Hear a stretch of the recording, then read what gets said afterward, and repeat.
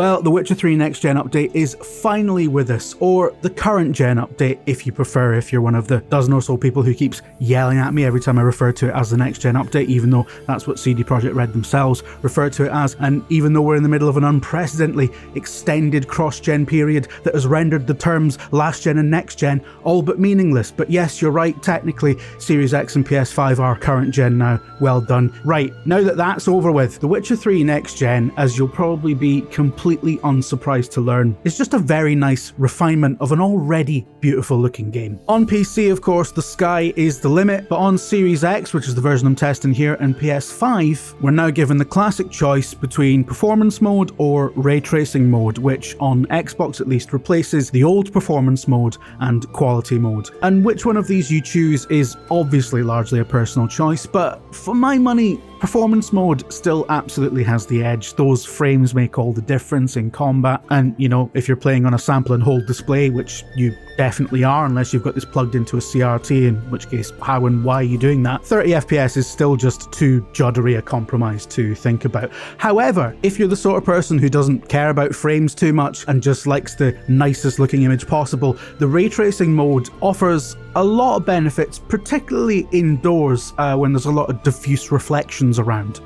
You can see this most clearly in somewhere like Kaer Morhen, where there's a large space full of reflective surfaces, metal to glint lights off, plenty of shadows being cast everywhere. With the traditional rasterized renderer, the lighting in Kaer Morhen can feel a little flat, especially if you're in dark areas, but with the ray-traced global illumination and enhanced reflections turned on, this environment really sings. It's full of dark and damp little corners, and you kind of feel the cold as you walk around it. There's more drama here with ray tracing turned on, which is not to be sniffed at. It almost makes me wish that you can tell the game to activate ray tracing whenever you enter a building, because the differences indoors are so stark and interesting and lovely. But obviously, alas, you do have to choose one or the other. And if you're roaming around in the field, which you spend most of your time in The Witcher 3 doing, the differences between quality and performance modes are honestly not really that profound, especially now that the new enhanced performance mode for consoles maintains detail much further into the distance and also has more foliage and people walking around in cities, and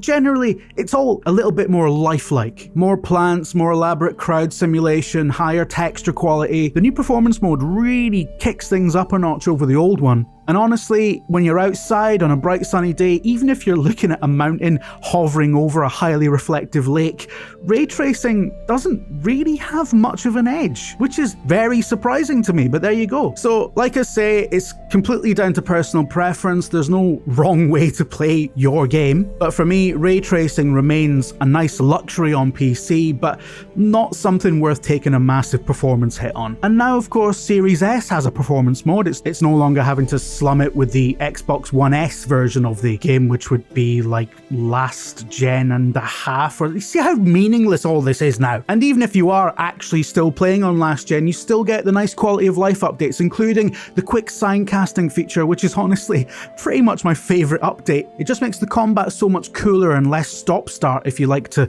mix sign effects together. So all in all, it's a great update, it's a worthy update, and I'm not sure how many people will remember this, but performance mode on the Xbox One X had this weird bug if you had motion blur activated, which made the sky all fucked up, and that's gone now. So if you like motion blur and 60 frames, you can have that. I know a lot of people say motion blur is actually rubbish and unnecessary above 30 frames a second, but I quite like a little bit of motion blur for a treat. In conclusion, the Witcher 3 Next Gen update makes a beautiful and brilliant game slightly more beautiful and slightly more brilliant. Stick it on performance mode, have a whale of a time, and don't get too much FOMO about those enhanced reflections and shadows, because honestly, there's not many places in the game where they really make that dramatic an impact.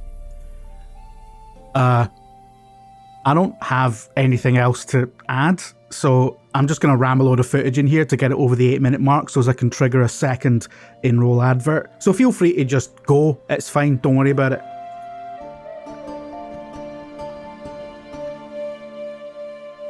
I'm serious, there's no joke or anything. Like, it's not a Marvel film, there's no post-credit set. It's like, it's fine. I'm not going to be offended if you've got stuff to do. I'm just trying to trick the algorithm into... Might be fine if you want to if you want to, yeah. It's just that I don't like people watching me play games, do you know what I mean? I know that probably means I'm in the wrong job.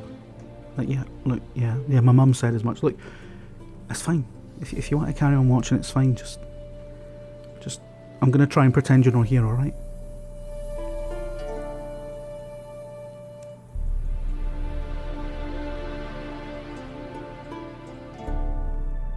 Are they still here? They're still here? Fucking hell.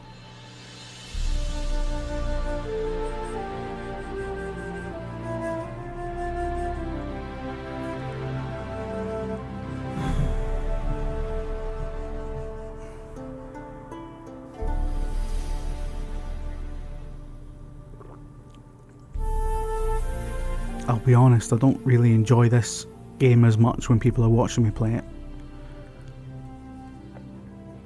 You know, no, it's fine. It's, you know, you do you. It's all good. Don't worry about it. I'm not having a go. I'm just saying. I was just making conversation.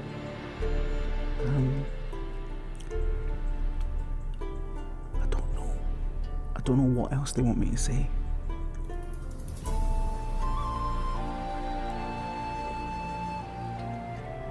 I mean,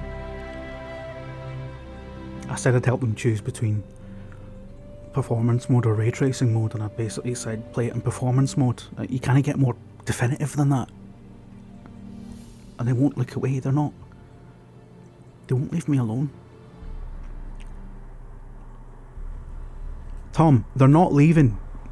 I've basically asked them to go. Like, I was holding the door open for them. Literally. Not literally, but virtually. And some of them are just still here. I'm a bit freaked out by it, if I'm being honest. They've got no reason to be hanging out here. This is like people just... This is just like people still sitting on your couch after a party. You know, it's odd. It's really odd. Why would you want to watch this footage of The Witcher 3? Have they not fucking played The Witcher 3? Of course they've played it. Half of these people have fucking completed... No, none of these people are going to play the next gen update to Witcher 3, for fuck's sake. They're going to put it on for 5 minutes and go, aye, that looks better, and then they're going to uninstall it. Because they all fucking played it in 2016. Honestly. Absolute fucking pointless waste of time, innit? I shouldn't say that out loud. Of course I'm not going to play it again, for fuck's sake. Who's got time for that? These guys, apparently. We're over the 8 minutes now. Right, okay. If you're still here, cheers. I'll speak to you later. That wasn't awkward at all. I've been Jim Trinker for VG247, and you should definitely like and subscribe, because if you don't, you smell. Check out the website, check out the podcast, check it all out. Check it out like it's Supermarket Sweet, man. I'll speak to you later.